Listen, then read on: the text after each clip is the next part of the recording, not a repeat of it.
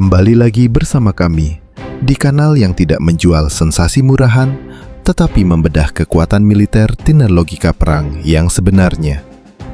Hari ini, kita tidak berbicara soal tank terbesar, bukan pula tank terberat. Kita berbicara tentang satu pertanyaan yang jauh lebih menentukan dalam dunia militer. Di mana sebuah tank ditempatkan, dan kenapa di situ? Karena dalam perang modern, senjata tidak dinilai dari brosur, tetapi dari posisi awalnya di peta. Dan hari ini, sorotan kita tertuju pada satu nama, Tank Harimau, medium tank buatan Indonesia yang kehadirannya perlahan, tapi pasti, mengubah wajah kavaleri TNI Angkatan Darat. Ini bukan cerita tentang teknologi semata, ini cerita tentang strategi, wilayah, dan pesan kekuatan yang dikirim tanpa perlu bicara keras.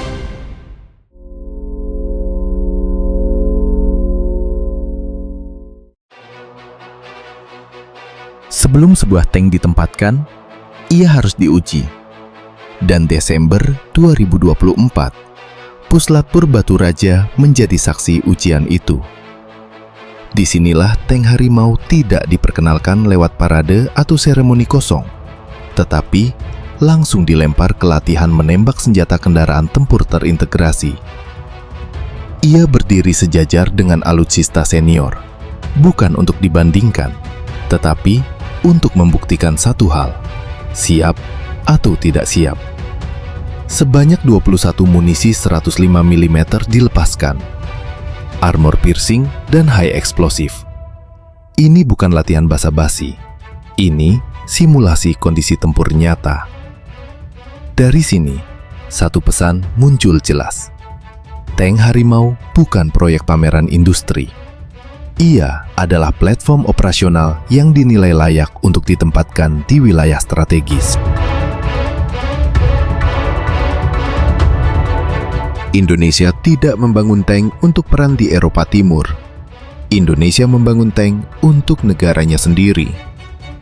Negara kepulauan dengan rawa, hutan, sungai besar, jalan terbatas, dan jembatan yang tidak selalu siap menahan beban puluhan ton baja. Dari sinilah filosofi tank Harimau lahir. Dengan bobot sekitar 35 ton, Harimau berada di titik ideal. Cukup ringan untuk bermanuver, cukup berat untuk bertahan dan menghancurkan. Kecepatan hingga 70 km per jam bukan angka gaya-gayaan. Itu adalah jawaban atas kebutuhan berpindah sektor dengan cepat di wilayah luas. Tank ini tidak diciptakan untuk duel simbolik, tetapi untuk menguasai ruang tempur Indonesia. Meriam 105 mm pada tank Harimau bukan sekadar senjata utama. Ia adalah alat pengendali wilayah. Dengan kompatibilitas munisi standar NATO, Harimau mampu menjalankan berbagai peran, dari penghancur kendaraan lapis baja menengah hingga penekan infanteri dan posisi pertahanan. Namun, yang lebih penting bukan kalibernya, melainkan bagaimana senjata ini digunakan. Dengan sistem stabilisasi modern, Harimau bisa menembak sambil bergerak. Artinya, ia tidak harus berhenti untuk mematikan. Dalam konteks penempatan, ini krusial. Tank yang ditempatkan di wilayah strategis harus siap bergerak dan menembak kapan saja, bukan menunggu medan ideal. Tank Harimau diawaki 3 kru inti. Konfigurasi yang menuntut profesionalisme tinggi, tapi memberi keuntungan besar, kecepatan reaksi. Dalam doktrin TNI AD modern, tank tidak berdiri sendiri. Ia bergerak bersama infanteri mekanis, UAV pengintai, dan jaringan komando digital. Ini penting karena penempatan tank bukan soal parkir alutsista, tetapi soal menghubungkannya dengan ekosistem tempur. Harimau dirancang sejak awal untuk hidup dalam sistem itu. Ia bukan tank tua yang dipaksa masuk era digital. Ia lahir di dalamnya.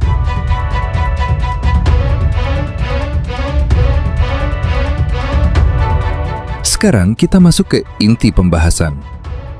Di mana tank harimau ditempatkan dan kenapa di situ? Saat ini, tank harimau memperkuat Batalion Kavaleri 5 Dwi Panggaceta, bermarkas di Kabupaten Muara Enim, Sumatera Selatan, di bawah Kodam kedua Garuda Sakti. Ini bukan kebetulan administratif. Ini keputusan strategis. Sumatera adalah gerbang darat Indonesia bagian barat.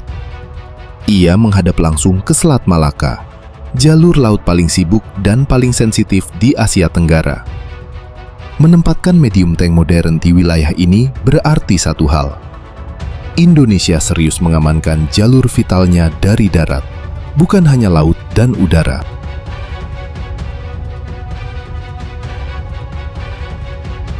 Sumatera bukan medan ramah bagi tank berat. Hutan lebat, rawa luas, sungai besar, dan infrastruktur yang bervariasi membuat mobilitas menjadi faktor penentu. Disinilah tank harimau berada di habitat alaminya.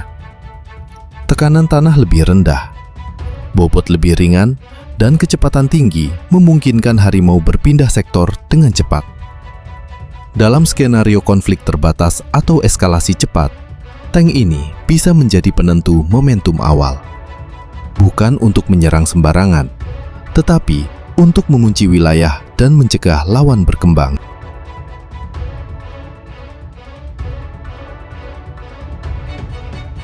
Penempatan tank harimau tidak akan berhenti di Sumatera. Jika kita membaca arah modernisasi TNI AD, Kalimantan adalah tujuan yang sangat logis. Dengan luas wilayah, medan campuran, dan perannya sebagai penyangga ibu kota Nusantara, Kalimantan membutuhkan kekuatan darat yang mobile, responsif, dan tidak membebani logistik. Tank harimau memenuhi semua kriteria itu. Ia tidak hadir sebagai simbol agresi, tetapi sebagai penjaga stabilitas darat. Kehadirannya cukup kuat untuk mencegah eskalasi, tanpa harus mengerahkan tank berat dalam jumlah besar.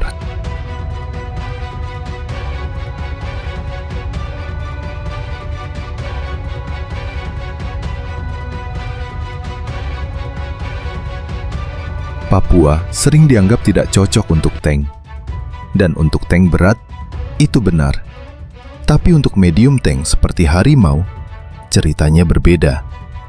Di Papua, tank harimau tidak digunakan untuk perang terbuka, melainkan sebagai deterrence mobile.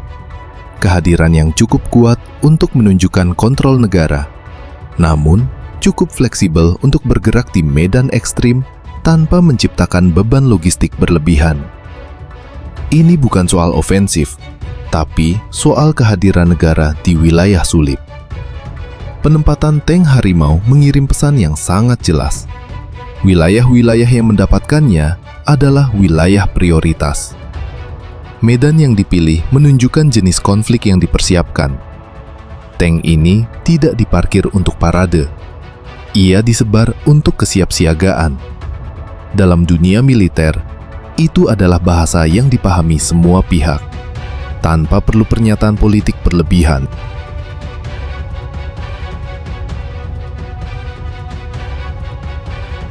Tank harimau bukan tank sempurna, tapi ia adalah tank yang tepat. Tepat medan, tepat doktrin, tepat penempatan. Ketika sebuah tank ditempatkan dengan benar, ia tidak perlu sering digunakan. Cukup hadir, cukup siap, dan cukup terlihat. Karena dalam banyak kasus, perang dimenangkan oleh kesiapan yang membuat lawan berpikir dua kali. Dan saat tank harimau berada di wilayah strategisnya, itu bukan sekedar suara rantai baja. Itu adalah suara kedaulatan yang berdiri di tempat yang tepat.